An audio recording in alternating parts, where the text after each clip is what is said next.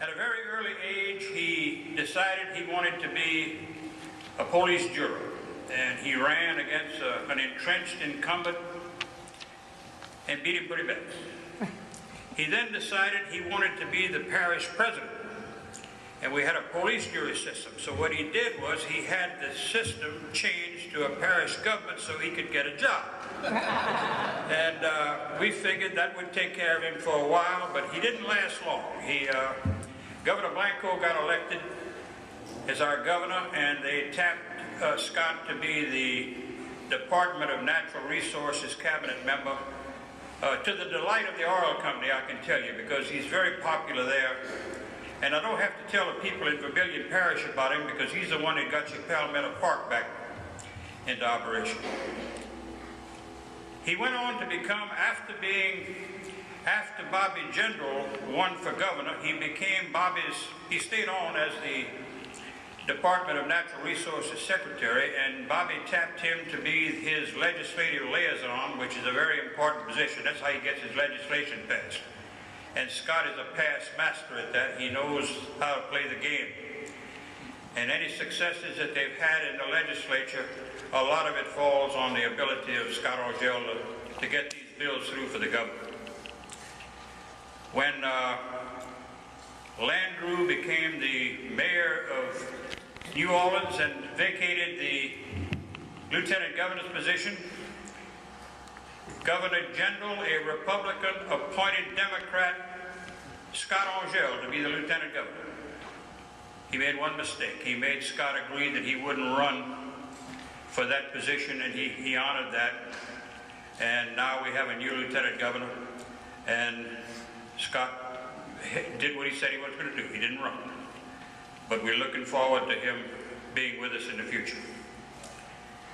It is my pleasure, it is a distinct honor and a privilege for me to present to you today Secretary of the Department of Natural Resources, Scott Angelle.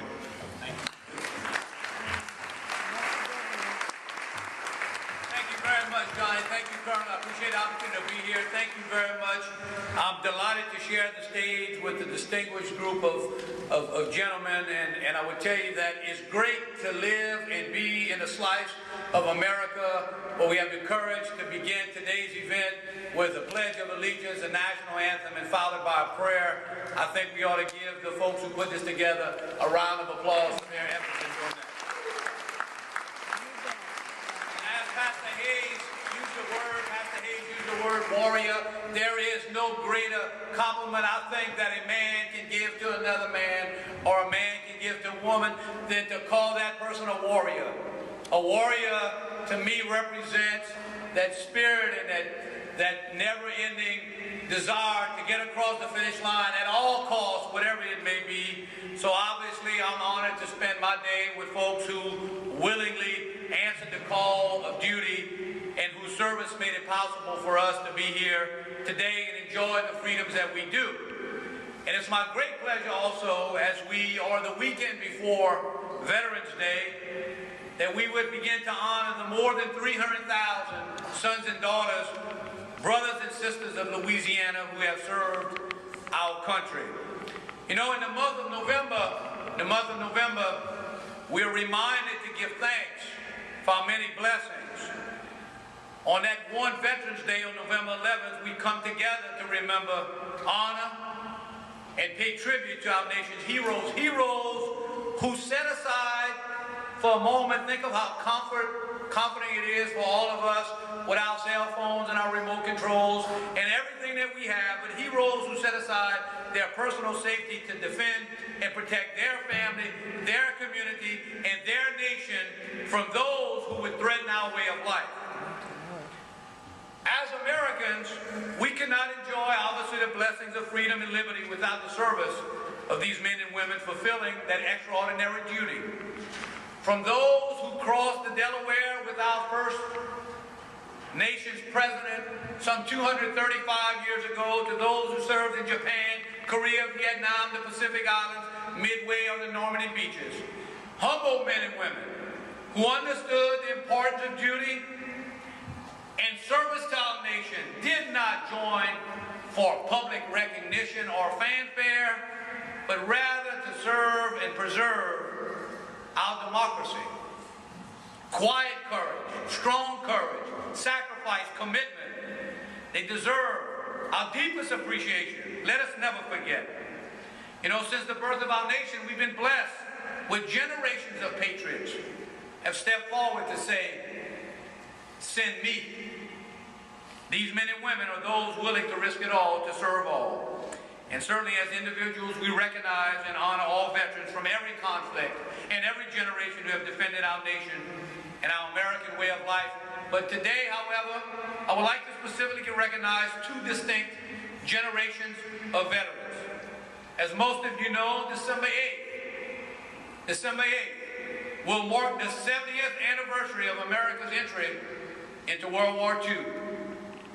Like so many before them, these brave men and women answered the call of a nation to defend and protect it without hesitation. They fought the bloodiest and most devastating war in our country, fighting on nearly every continent to deliver a world from tyranny. When they returned home, they laid down their arms and they took up tools or textbooks to build a prosperous nation, earning them the title of America's greatest generation. Today, we look at America's newest generation of veterans returning from Iraq and Afghanistan. In less than 2 months, the last American service member will leave Iraq and return home. Many of these troops will continue to serve, others will follow in the footsteps of those before them and return to the civilian population as either students or members of the workforce, and they will have scars to prove it. They should never feel, no veteran should ever feel that the American dream that they defended should ever be out of reach for them and their families, and we have a duty and an obligation to make sure that never happens. And I think it's about focus. The hardest thing for all of us when we have a little bit of success is to maintain focus. Focus is a tough thing. Talk to folks who are successful. Talk to folks who win championships. Talk to folks who win 2 championships, and they will always tell you that it's much harder to win the second championship than the first championship. So I would encourage all of us to remain focused. I want to share a little story with you about in my own life where I lost focus. And it was in the year 2000, had just been elected parish president in neighboring St. Martin Parish. And it was a tough year, and I told my wife, I said, we're going to go on a little vacation this year. We have 5 kids, and I'm not quite sure what we were going to do. My sister and her husband lived in Minnesota. I said, what are we going to do? We're going to drive to Minnesota for Christmas. And that was the first mistake I made, is that we would drive, that a South Louisiana boy would attempt to drive to Minnesota during that time of the year. And because we had 5 kids, we couldn't afford to fly. Well, we rented a U-Haul and we connected to the SUV, and we began our trip on December the 23rd. And this story is about the loss of focus. And as we moved, we were going up down the road and everything was good.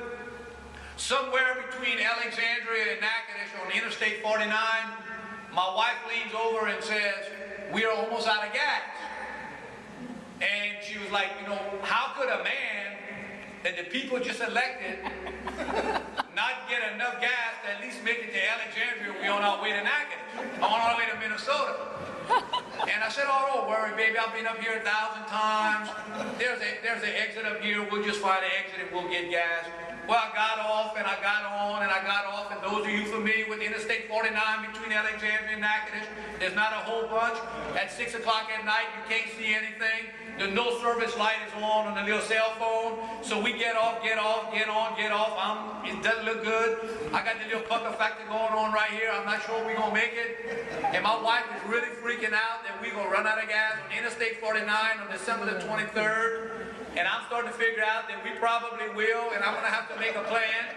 And it's either my wife is going to walk down the dark road to go get help, and I'm going to stay with the kids, or she's going to stay with the kids, and I'm going to go and find help. And I don't like either one of those options, but as a real man, I like staying better home with in the vehicle with the kids and let her go walking. But anyway, you know, real man here, you know. So we do there with all of us who have done from time to time.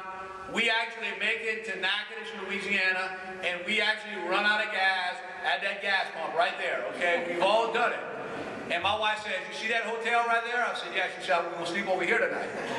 I'm like, "Well, we're going to Minnesota, baby. We can't sleep in Natchitoches." She said, "Oh, yeah, I don't know about you, but I'm taking my 5 little kids, and I'm going in that room. I'm so stressed out. You're worried about everybody else. You're not focused. You're taking care of everybody. You're on your phone. People are calling you. It's all good. You're not taking care of us. And I tell you what, I'm going to sleep in that." And I'm like, "Well, we don't have that in the budget."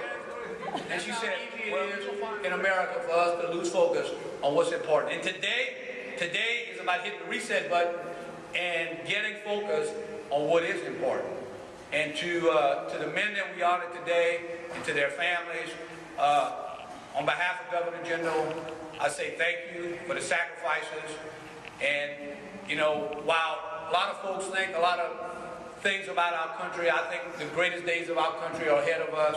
I believe in this country. I believe in the men and women in this country. And I'm very, very thankful to be in Abbeville, Louisiana, with folks and family members who took the time to come and help us get refocused on what's important in America. Thank you all very much, and let's go tonight.